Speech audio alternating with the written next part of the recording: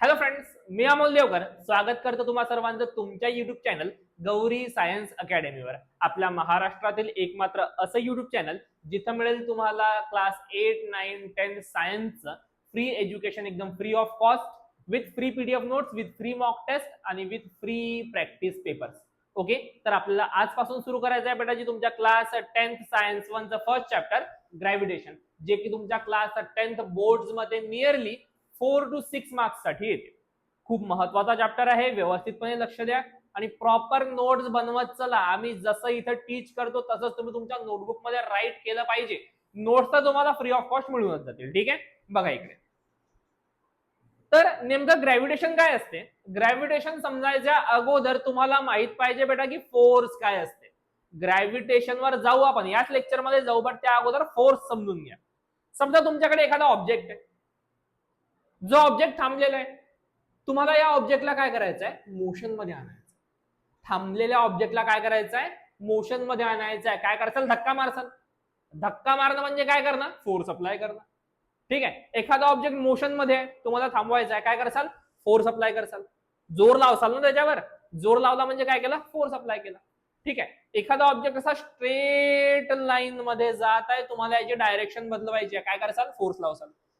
Force लावला म्हणजे काय झालं? डायरेक्शन चेंज झाली. ठीक आहे, तुम्हाला पोळीचा उंडा नाही, पोळीचा उंडा नाही, उंड्याची पोळी बनवायची आहे. ठीक आहे, उंडा घेतला असा मस्त गोल गोल करून पोळपाटावर ठेवला, वर बेलनं चालवलं. ठीक आहे, तो गोल गोल उंडा काय झाला? एकदम सपाट झाला. म्हणजे आपण काय करू शकतो बघा, फोर्स काय आहे आपला. या प्रत्येक केसमध्ये आपण काय केलं? प्रत्येक केसमध्ये आपण त्या ऑब्जेक्टची स्टेट चेंज करण्यासाठी, स्टेट म्हणजे काय? एखादा ऑब्जेक्ट थांबलेला आहे म्हणजे स्टेट ऑफ रेस्ट मध्ये आहे, एखादा ऑब्जेक्ट मोशन मध्ये आहे म्हणजे स्टेट ऑफ मोशन मध्ये आहे. ठीक आहे, तो काय करत आहे त्यावेळेस. तर कोणत्याही ऑब्जेक्टची स्टेट चेंज करण्यासाठी आपल्याला त्या ऑब्जेक्टवर बाहेरून काहीतरी इन्फ्लुएन्स करावं लागलं. त्या ऑब्जेक्टवर बाहेरून काहीतरी लावावं लागलं. काय लावावं लागलं? फोर्स लावावं लागलं. म्हणून काय म्हटलं आपण? फोर्स काय आहे? आपला एक एक्सटर्नल इन्फ्लुएन्स आहे. फोर्स काय बेटाजी? एक एक्सटर्नल इन्फ्लुएन्स आहे, जो काय करतो? ऑब्जेक्टला मूव्ह करू शकतो, ऑब्जेक्टला थांबवू शकतो, ऑब्जेक्टची डायरेक्शन चेंज करू शकतो किंवा ऑब्जेक्टला डिफॉर्म करू शकतो. मूव्ह करणं सांगितलं मी, थांबलेल्या ऑब्जेक्टला मोशन मध्ये आणायचंय. ठीक आहे, मोशन मधल्या ऑब्जेक्टला थांबवायचंय, मोशन मधल्या ऑब्जेक्टची डायरेक्शन चेंज करायची आहे. समजा बाईक चालवत आहे, बाईक चालवताना तुम्हाला अचानकपणे एखादी चांगली मुलगी दिसली, टर्न मारायचा, तिच्या मागे जायचंय, तर हँडल फिरवताना, हँडल फिरवण्यासाठी काय करावं लागलं? याच्यावर फोर्स लावावा लागला. इथपर्यंत समजलं? समोर बघा, ऑब्जेक्टला डिफॉर्म करायचंय. डिफॉर्म करायचंय म्हणजे काय करायचंय? उंड्याची पोळी बनवायची आहे. काय करायचंय बेटाची? उंड्याची पोळी बनवायची आहे. तो उंडा घेतला, पोळपाटावर ठेवला, बेलनं चालवलं, उंडा एकदम सपाट होऊन गेला. म्हणजे काय झालं? उंड्याची पोळी बनली. आता अगोदर त्या उंड्याचा शेप गोल होता, तुम्ही बेलनं चालवलं, उंडा सपाट झाला, शेप चेंज झाला, म्हणजे ऑब्जेक्ट काय झाला? डिफॉर्म झाला. मग डेफिनेशन विसरायची नाही. काय म्हटलं आपण? Force is an external influence that causes an object to move, stop, change direction or deform. Okay, समोर बघा, फोर्सला मोजण्यासाठी आपण युनिट वापरतो न्यूटन. फोर्सचं एसआय युनिट काय बेटाजी? न्यूटन. विसर्जा नका. जसं तुमच्या मासचं युनिट आहे किलोग्राम, लेंथचा आहे मीटर, टाइमचा आहे सेकंड, टेम्परेचरचा आहे केल्विन किंवा डिग्री सेल्सिअस, तसंच आपण फोर्सचं युनिट कोणतं वापरतो बेटा? न्यूटन्स. आणि न्यूटन का बरं? कारण फोर्सला डिस्कव्हरच कोणी केलेला आहे? न्यूटनने केलेला आहे. हा, याचा मिनिंग हा नाहीये की न्यूटननं डिस्कव्हर करायच्या अगोदर कोणी फोर्स लावू शकत नव्हता. लावू शकत होते, बट नेमका त्या क्वांटिटीला एक्झॅक्ट कोणी डिफाईन केलेलं नव्हतं. ठीक आहे, आणि फोर्सचा फॉर्म्युला माहिती तुम्हाला काय येतो? F equal to ma. Force equal to mass into acceleration. इथपर्यंत समजलं? या व्यतिरिक्त फोर्सचे काही टाइप्स पण आहेत. बघा, टाइप्स ऑफ फोर्स काय म्हटलेलं आहे? फोर्सचे मेनली म्हणजे जे महत्वाचे आहे असे टोटल 2 टाइप पडतात. टोटल फोर्सचे महत्वाचे टाइप्स किती आहे बेटा? 2. कोणकोणते? कॉन्टॅक्ट फोर्स आणि non contact force. Contact force आणि नॉन कॉन्टॅक्ट फोर्स. हा, याच्या व्यतिरिक्त बॅलन्स फोर्स पण आहे, अनबॅलन्स फोर्स पण आहे. गरज पडेल तर समोर पाहू आपण. ठीक आहे, सध्यापुरती हे 2 समजून घ्या, कॉन्टॅक्ट फोर्स किंवा non contact force. Contact force म्हणजे काय? कॉन्टॅक्ट फोर्स म्हणजे असा फोर्स की जर तुम्हाला एखाद्या ऑब्जेक्टवर तो फोर्स लावायचा आहे तर त्या ऑब्जेक्टचा आणि तुमचा फिजिकल टच होणं गरजेचं आहे. जसे की एखादी गोष्ट उचलणे, एखादी गोष्ट उचलण्यासाठी तिला पकडून उचलावं लागते, पकडून उचलावं लागतं म्हणजे काय करावं लागतं, त्याला मस्क्युलर फोर्स द्यावा लागतो. मग तुमचा मस्क्युलर फोर्स कोणता झाला बेटा, अरे एक मिनिट, खालचा मस्क्युलर फोर्स. मस्क्युलर फोर्स कोणता झाला तुमचा, कॉन्टॅक्ट फोर्स झाला, जो तुम्ही लावला बाय युझिंग युअर मसल्स. आणि मसल्सचा यूज करून फोर्स लावणे, त्यासाठी तुम्हाला त्या ऑब्जेक्टला पकडावं लागेल म्हणजे डायरेक्ट कॉन्टॅक्ट करावा लागेल. दुसरा आहे तुमचा फ्रिक्शनल फोर्स. फ्रिक्शनल फोर्स म्हणजे हिवाळ्यात केलाय ना ते असं असं करतो आणि गालाला लावतो, लहानमध्ये खूप केलं असेल, ठीक आहे. असं असं केल्यामुळे काय होते, हात गरम होतात आणि गरम झाले म्हणजे काय झालं, तिथं फ्रिक्शन होतं. घासण्याचा फोर्स म्हणजे कोणता फोर्स, फ्रिक्शनल फोर्स. कोणता फोर्स आहे, कॉन्टॅक्ट फोर्स आहे. समजा मी दुरून असं असं किती करू, काही फरक पडणार का तिथं, नाही.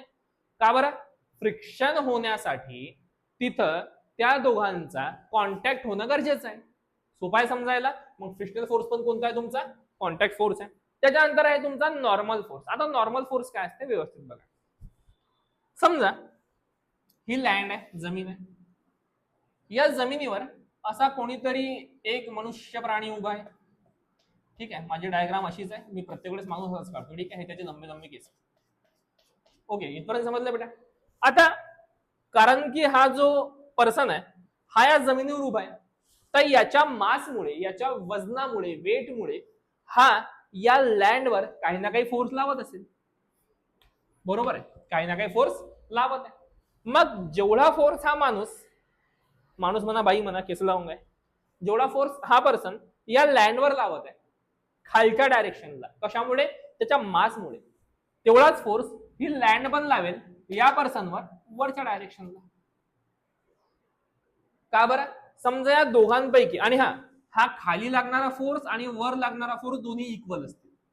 इक्वल का बरं, असं म्हणा की सर खालचा फोर्स जास्त असेल. बेटा खालचा फोर्स जास्त असता तर माणूस आतमध्ये घुसला असता जमिनीच्या, आणि वरचा फोर्स जर जास्त असता तर भाऊ वर उडाले असते.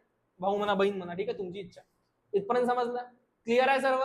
मग काय म्हटलं आपण, काय असतो नॉर्मल फोर्स, कोणताही सरफेस काय करतो, त्याच्यावर ठेवलेला जो ऑब्जेक्ट आहे त्या ऑब्जेक्टवर एक परपेंडिक्युलर फोर्स लावतो. म्हणजे जर लँड अशी असती, पर्सन असा उभा असता, तर हा जर खाली असा फोर्स लावला इकडे, तर लँडनं असा परपेंडिक्युलर फोर्स लावला असता, हा अँगल 90 चा म्हणला असता. सिंपल आहे समजायला. मग नॉर्मल फोर्स साठी काय करावं लागतं तुम्हाला, त्या ऑब्जेक्ट सोबत कॉन्टॅक्ट करावा लागला. नॉर्मल फोर्स म्हणजे काय, तुम्ही जमिनीवर उभे आहे, जमीन तुमच्यावर जो फोर्स लावत आहे, ज्यामुळे तुम्ही टिकलेले आहे जागेवर, त्या फोर्सला म्हणतो आपण नॉर्मल फोर्स. आणि हा नॉर्मल फोर्स नेहमी कसा लागतो, लँडच्या परपेंडिक्युलर लागतो. याच्या व्यतिरिक्त काही नॉन कॉन्टॅक्ट फोर्स पण आहे. नॉन कॉन्टॅक्ट फोर्सचं सर्वात प्रॉमिनंट एक्झाम्पल आहे तुमच्याकडे मॅग्नेट. समजा माझ्याकडे एक मॅग्नेट आहे आणि समोर असा एक लोखंडाचा खिळा ठेवलेला आहे, तो खिळा त्या मॅग्नेटकडे अट्रॅक्ट होतो, आपोआप येतो ना.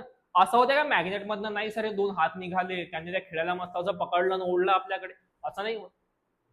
याचं मिनिंग काय, मॅग्नेटला जर त्या खिळ्यावर फोर्स लावायचा आहे, त्या आयरन नेलवर फोर्स लावायचा आहे, तर त्या दोघांचा फिजिकल कॉन्टॅक्ट होणं, फिजिकल टच होणं गरजेचं नाहीये. त्यामुळे तुमचा मॅग्नेटिक फोर्स कसा आहे बेटा, एक non contact force. Electrostatic force पण, समजा मी इथे एक पॉझिटिव्ह चार्ज ठेवलेला आहे, इथे एक निगेटिव्ह चार्ज ठेवलेला आहे, हे दोघं एकमेकाला काय करतील, अट्रॅक्ट करतील. मग या चार्जेस मधला फोर्स पण असं होत आहे की या चार्ज मधनं हात निघाले, अशा दोऱ्या निघाल्या, निगेटिव्हला बाइंड केला आणि ओढून घेतलं, बिलकुल नाही. मग हा फोर्स पण कोणता आहे, नॉन कॉन्टॅक्ट फोर्स आहे. म्हणजे तुमचा इलेक्ट्रोस्टॅटिक फोर्स पण कोणता आहे बेटाजी, नॉन कॉन्टॅक्ट फोर्स. याच्या व्यतिरिक्त ग्रॅव्हिटेशनल फोर्स, जो की आपल्याला या चॅप्टर मध्ये आता समोर पाहायचंच आहे. ग्रॅव्हिटेशनल फोर्स शॉर्ट मध्ये सांगतो, जो फोर्स तुमच्यावर अर्थ लावत आहे, अर्थने आपल्या बॉडीवर लावलेला फोर्स म्हणजे कोणता फोर्स बेटा, ग्रॅव्हिटेशनल फोर्स. ठीक आहे, स्क्रीनशॉट घेऊन घ्या पटकन, चला. ओके, तर आता बघायचं आहे बेटा आपल्याला ग्रॅव्हिटेशन काय असते. ग्रॅव्हिटेशन बघा इकडे, ठीक आहे. Gravitation is the force that pulls object towards each other. आता सर्वात अगोदर डोक्यामधनं एक भ्रम काढून टाका, कोणता वाला माहित आहे का, की ग्रॅव्हिटेशनल फोर्स म्हणजे असा फोर्स जो की अर्थ लावत आहे ऑब्जेक्टवर. हा बरोबर आहे, अर्थ ऑब्जेक्ट्सवर, बाहेरच्या ऑब्जेक्ट्सवर जो फोर्स लावते त्याला पण आपण ग्रॅव्हिटेशनल फोर्स म्हणतो. जसं समजा ही आपली अर्थ आहे आणि तुम्ही इथं उभे आहे, तर आता ही जी पाय तुटला आहे ना, ठीक आहे, तर आता अर्थ तुमच्यावर जो फोर्स लावत आहे, ज्यामुळे तुम्ही अर्थवर टिकलेले, तो फोर्स ग्रॅव्हिटेशनल फोर्स आहे. इथपर्यंत 100% राईट आहे. पण फक्त हाच ग्रॅव्हिटेशनल फोर्स नाहीये. डेफिनेशन मध्ये व्यवस्थितपणे समजून घ्या मी काय सांगत आहे. ठीक आहे, gravitation is the force that pulls objects towards each other. Gravitation एक असा फोर्स आहे जो ऑब्जेक्ट्सला एकमेकाकडे ओढतो. हा जो फोर्स आहे ना ग्रॅव्हिटेशन, हा कोणत्याही दोन ऑब्जेक्ट मध्ये असू शकतो. म्हणजे चॉक आणि मी, चॉक मला त्याच्याकडे ओढत आहे, मी चॉकला माझ्याकडे ओढत आहे. असा कोणताही ऑब्जेक्ट ज्याच्याकडे काही ना काही मास आहे, त्या ऑब्जेक्टचा स्वतःचा काही ना काही ग्रॅव्हिटेशनल फोर्स असतो. फक्त काय की तुमचा मास खूप कमी आहे, माझा मास खूप कमी आहे, म्हणजे तसं जास्त आहे बट खूप कमी आहे ऍक्च्युअल मध्ये ऍज कम्पेअर टू अर्थ. त्यामुळे माझा ग्रॅव्हिटेशनल फोर्स आजूबाजूच्यांना फील होणार नाही. म्हणजे असं नाही की माझ्याकडे हा मोबाईल आपोआप अट्रॅक्ट होऊन जाईल, ठीक आहे, तो वाला फॅक्टर नाही आहे इथं. ग्रॅव्हिटेशनल फोर्स हा मोठ्या ऑब्जेक्टसाठी प्रॉमिनंट आहे, प्रॉपर आहे, की अर्थचा ग्रॅव्हिटेशनल फोर्स फील होईल बट माझा किंवा तुमचा ग्रॅव्हिटेशनल फोर्स फील होणार नाही. तर हे भ्रम डोक्यातलं काढून टाका की ग्रॅव्हिटेशनल फोर्स फक्त अर्थचा आहे. नाही बेटा, युनिव्हर्स मधल्या प्रत्येक ऑब्जेक्टचा स्वतःचा काही ना काही ग्रॅव्हिटेशनल फोर्स आहे. फक्त एवढंच आहे की कारण की त्या ऑब्जेक्टचा मास खूप कमी असेल त्यामुळे तो फील होत नसेल, किंवा तो ऑब्जेक्ट आपल्यापासून खूप दूर असेल त्यामुळे तो ग्रॅव्हिटेशनल फोर्स आपल्याला फील होत नसेल. ठीक आहे, बट ग्रॅव्हिटेशनल फोर्स आहे सर्वांचा. म्हणून आपण काय म्हटलं डेफिनेशन मध्ये, gravitation is the force that pulls objects toward each other.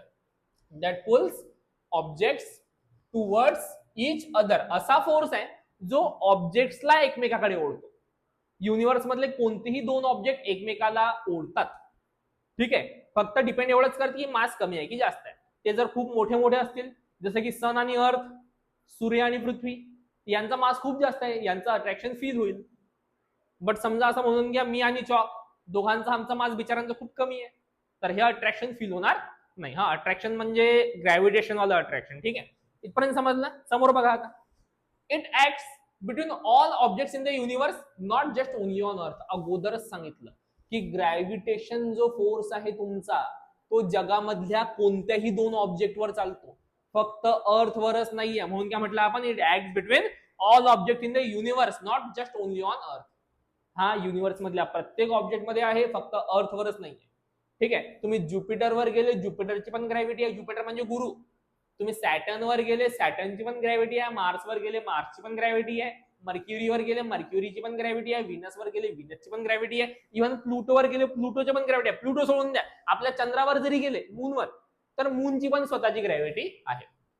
फक्त ज्या ऑब्जेक्टचा मास कमी त्याची ग्रॅव्हिटी कमी, ज्या ऑब्जेक्टचा मास जास्त त्याची ग्रॅव्हिटी जास्त. बरं, ग्रॅव्हिटेशनल फोर्स किंवा ग्रॅव्हिटी डिस्कवर कोणी केली होती माहित आहे का? सांगायची गरज नाहीये, माहित असेलच तुम्हाला.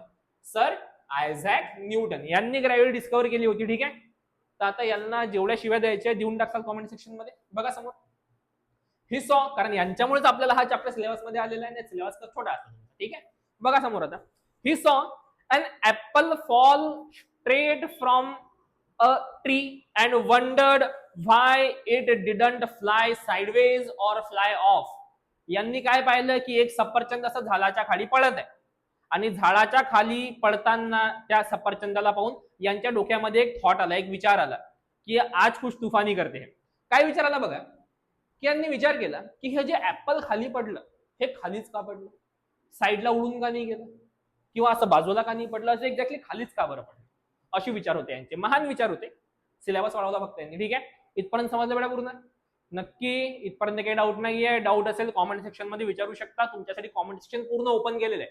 ठीक आहे, फक्त काही भलतं सलतं बोलतं नका, आम्ही भलते सलते कॉमेंट डिलीट करून टाकतो. बघा इकडे, तर काय म्हटलं आपण की त्यांनी ग्रॅव्हिटी डिस्कवर कुठनं केली, एका सफरचंदावरनं ग्रॅव्हिटी डिस्कवर केली. त्यांनी पाहिलं की एक सफरचंद झाडाच्या खाली पडत आहे, डोक्यामध्ये विचार आला की झाडाच्या खालीच का वर पडलं, वर का नाही गेलं, असं साईडला का नाही पडलं, किंवा असं उडत उडत इकडे तिकडे का नाही गेलं. ठीक आहे, समोर बघा मग आता, he concluded that the earth pulls the apple towards its center. सर्वात महत्वाची गोष्ट, अर्थ प्रत्येक ऑब्जेक्टला स्वतःकडे नाही ओढत, स्वतःच्या सेंटरकडे ओढते. हे समजून घ्या. न्यूटन काकांनी हेच कन्क्लुजन लावलं होतं की अर्थ प्रत्येक ऑब्जेक्टला स्वतःच्या सेंटरकडे ओढते.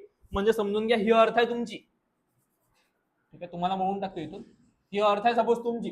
ठीक आहे, एक ऍपल इथनं खाली पडलं तर हे इथे येईल खाली. पण एक ऍपल जर इथं एखादं झाड आहे सपोज असं, आणि या झाडावरून जर एखाद्या ऍपल पडलं तर हे खाली नाही येणार, हे असं इकडे जाईल. का बरं? कारण अर्थ प्रत्येक ऑब्जेक्टला कुठं ओढत आहे, स्वतःच्या सेंटरकडे ओढत. कुठं ओढत आहे? स्वतःच्या सेंटरकडे. झाड जर इथं आहे तुमचं आणि इथनं ऍपल पडलं तर ते असं या साईडला उडलं जाईल, इथं पडेल इथं. का बरं? कारण सेंटर आता इथं आहे ना. म्हणजे काय म्हटलं आपण, अर्थ प्रत्येक ऑब्जेक्टला स्वतःच्या सेंटरकडे ओढत आहे. कोण सांगितलं आपल्याला? न्यूटन काकांनी. ठीक आहे, समोर बघा. Newton thought if the earth pulls an apple does it pulls the moon और इवन प्लॅनेट्स. ठीक आहे, इथपर्यंत समजून घ्या. और इवन प्लॅनेट्स लाईक पकडून घ्या मार्स. ठीक आहे, आता न्यूटन काकांनी काय विचार केला बघा, की जशा प्रकारे आपल्या अर्थनं ऍपलला ओढलं, सफरचंदाला स्वतःकडे ओढलं, तसं आपली अर्थ मूनला पण ओढत असेल का? वेगवेगळ्या प्लॅनेट्सला पण ओढत असेल का? ठीक आहे, आणि इथूनच तुमचं पूर्ण ग्रॅव्हिटेशन डिस्कवर झालं. ठीक आहे, इथपर्यंत काही डाऊट नाही आहे बेटा. काय म्हटलं आपण, की न्यूटननी ग्रॅव्हिटेशन डिस्कवर केलं. काय असतं ग्रॅव्हिटेशन? युनिव्हर्स मधले कोणतेही दोन ऑब्जेक्ट स्वतःला एकमेकाकडे ओढतात. The force of attraction between objects in the universe. ठीक आहे, आणि असं गरजेचं नाही आहे की ग्रॅव्हिटेशनल फोर्स फक्त अर्थच लावेल. युनिव्हर्स मधले बाकीचे प्लॅनेट्स पण ग्रॅव्हिटेशनल फोर्स लावतात. ठीक आहे, प्रत्येकाचा ग्रॅव्हिटेशनल फोर्स होता, तुमचा पण आहे, माझा पण आहे. फक्त आपलं मास कमी आहे त्यामुळे फोर्स दिसत नाहीये. बाकी तुम्ही मला आणि मी तुम्हाला एकमेकाकडे अट्रॅक्ट करतच आहे. ठीक आहे, बघा समोर. समोर काय म्हटलेलं आहे? Force and motion. ठीक आहे, बघा आता केअरफुल लक्ष द्या. ठीक आहे बेटा, व्यवस्थित लक्ष द्या. काय सांगत आहे आता? Force and motion. आपण याच लेक्चरमध्ये जस्ट 5 ते 10 मिनिटं अगोदर फोर्स पूर्ण पाहिलं काय असते तर मला वाटत नाही आता फोर्स परत समजून सांगायची गरज आहे, पण तरी एक वेळा सांगून देतो. ठीक आहे, बघा. A force is an external agent that can change or tries to change the state of rest or the state of motion of an object. Force काय आहे? एक एक्सटर्नल एजंट आहे.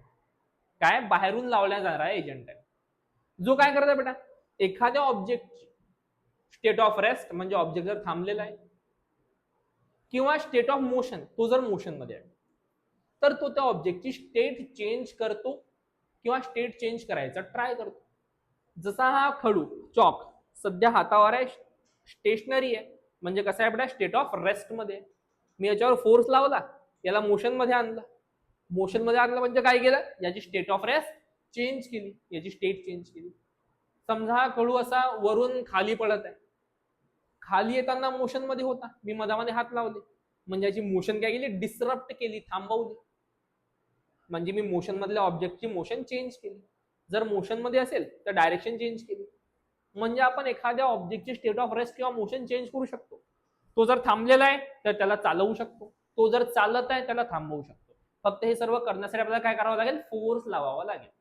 हा, लक्षात ठेवा, फोर्स एकतर त्या ऑब्जेक्टची स्टेट ऑफ रेस्ट चेंज करतो, स्टेट ऑफ मोशन चेंज करतो, किंवा ऍटलिस्ट चेंज करायचा ट्राय करतो. जस्ट इमॅजिन तुम्ही एखादी भिंत लोटत आहे, घरातली भिंत आहे मस्त मोठी धाटी, त्या भिंतीला लोटत आहे आपण. ठीक आहे, माहिती आहे तुम्हाला, मलाही माहिती आहे की भिंतीला तुम्ही एका झटक्यात लुडून टाकसाल. बिलकुल नाही. ठीक आहे, भिंत हलणार पण नाही आहे तुमच्या. का बरं हलणार नाही आहे? बोला. तुम्ही कितीही फोर्स लावा, बट त्या भिंतीचा फोर्स खूप जास्त आहे. त्या भिंतीला मूव्ह करण्यासाठी तुम्हाला खूप जास्त फोर्स लावावा लागेल. तेवढा लागेल का तुमच्याला? नाही लागणार. म्हणजे तुम्ही फोर्स लावला, बट तो फोर्स त्या भिंतीला हलवण्यासाठी इनफ होता का? बिलकुल नाही. बट फोर्स लावला ना, स्टेट चेंज करायचा प्रयत्न तर केला ना. मिनिंग समजला? याला म्हणतो आपण की तो काय करेल, एकतर फोर्स ऑब्जेक्टची स्टेट चेंज करेल किंवा चेंज करायचं ऍटलिस्ट ट्राय तरी करेल. ओके, समोर बघा काय म्हटलेलं आहे. A force changes an object speed और डायरेक्शन. फोर्स एखाद्या ऑब्जेक्टची स्पीड किंवा डायरेक्शन काय करतो बेटा?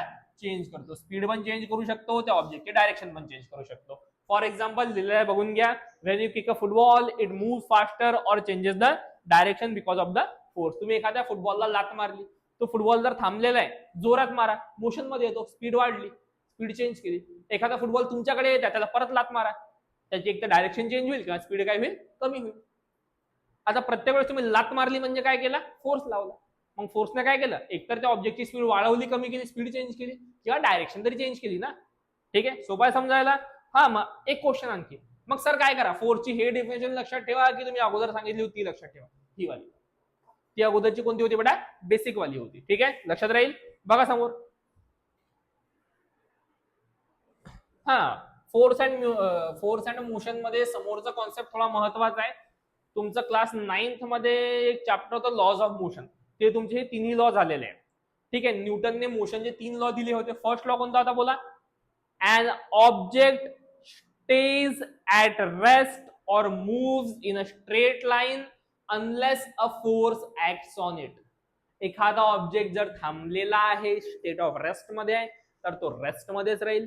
एखादा ऑब्जेक्ट जर कंटिन्यू मोशन करत आहे तर तो मोशन मध्येच राहील, सेम डायरेक्शन मध्ये, जोपर्यंत त्याच्यावर एक्सटर्नल फोर्स लागत नाही. काय त्यामुळे पहिला लॉ, जर ऑब्जेक्ट रेस्ट मध्ये आहे, रेस्ट मध्ये राहील, मोशन मध्ये आहे, मोशन मध्ये राहील, सेम डायरेक्शन मध्ये. फोर्स लावल्यानंतर त्याची स्टेट चेंज होणार. जोपर्यंत तुम्ही फोर्स लावत नाही, ऑब्जेक्ट स्टेट चेंज करणार नाही. जर हा चॉक इथे स्टेट ऑफ रेस्ट मध्ये, हा स्टेट ऑफ रेस्ट मध्येच राहील. ठीक आहे, याला स्वप्न नाही पडणार की नाही आता मला उडून जायचंय. हा असाच राहणार आहे जोपर्यंत त्याच्यावर एक्सटर्नल फोर्स लागणार नाही. सोपा आहे समजायला. आगे देखो, न्यूटनचा सेकंड लॉचा स्टेटमेंट विसरून जा, फॉर्म्युला लक्षात ठेवा. आपण फोर्सला जे लिहितो ना, F equal to ma, force equal to mass into acceleration, हा न्यूटनचा कोणत्या बेटाची सेकंड लॉ आहे. आणि न्यूटनचा थर्ड लॉ हा तर एकदम पाठ असतो आपला, that for every action there is equal and opposite reaction. प्रत्येक ऍक्शन साठी इक्वल आणि अपोजिट रिॲक्शन होते. फॉर एक्झाम्पल, समजा इथे एक भिंत आहे, ठीक आहे, या भिंतीवर तुम्ही असा फोर्स लावत आहे.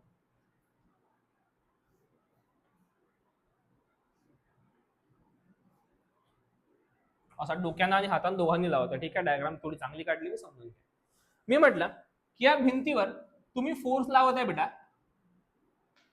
15 न्यूटनचा, 15 न्यूटनचा. भिंत हलत आहे का? बिलकुल नाही. भिंत पुढे जात आहे का? बिलकुल नाही. मग तुम्ही भिंतीवर जर 15 न्यूटनचा फोर्स लावत आहे त्या डायरेक्शनला, या डायरेक्शनला असा, तर ही जी वॉल आहे ना, ही जी भिंत आहे, हे भिंत पण तुमच्यावर 15 न्यूटनचाच फोर्स लावेल, फक्त opposite direction. For every action there is equal and opposite reaction. प्रत्येक ऍक्शन साठी एक काय असते, इक्वल आणि अपोजिट रिॲक्शन असते. म्हणसाल सर नाही, भिंत खूप मोठी आहे, भिंत जास्त फोर्स लावेल. तर बेटा, भिंतीनं जर जास्त फोर्स लावला तर भिंत तुमच्याकडे पळत पळत येईल ना. फोर्स जर समोर लागला तर भिंत समोर आली पाहिजे. मग म्हणसाल नाही, आमचा फोर्स जास्त आहे. जर तुमचा फोर्स जास्त असला, भीतीमध्ये घुसले पाहिजे ना. दोन्ही गोष्टी होत आहे का? नाही. भिंत तुमच्याकडे चालून येत आहे का? नाही. म्हणजे भिंतीचा फोर्स कसा आहे, तुमचा फोर्स एवढाच आहे, कमी पण नाहीये, जास्त पण नाहीये. जर भिंतीचा फोर्स कमी असता तर काय झालं असतं, तुम्ही भिंतीमध्ये घुसले असते. समजून घ्या. म्हणसाल की सर मग तुम्ही म्हणता जास्त नाही लावणार, म्हणजे भिंतीचा फोर्स कमी लागेल बा आमच्यापेक्षा. मग भिंतीचा फोर्स जर कमी आहे तर तुम्ही भिंतीमध्ये घुसले पाहिजे, भिंत समोर गेली पाहिजे. ते होत आहे का? नाही होत आहे. म्हणजे जेवढा फोर्स तुम्ही लावला तेवढाच फोर्स कोण लावला, आपल्या भिंतीनं लावला. आपल्या म्हणजे तुमच्या भिंतीनं लावला. ठीक आहे, माझ्या भिंतीवर असे एक्सपेरिमेंट नाही करायचे. इथपर्यंत समजलं बेटा? ओके, नक्की. काही डिफिकल्टी असेल कॉमेंट सेक्शन उघडं आहे तुमच्यासाठी, टेन्शन घ्यायचं नाही. ठीक आहे, आता समोर बघा. आजच्यासाठी एवढं इनफ आहे. ठीक आहे, पहिलं लेक्चर आहे, मुद्दाम थोडं शॉर्ट ठेवत आहे आपण. जनरली आपल्या लेक्चरची लेंथ एवढीच राहते.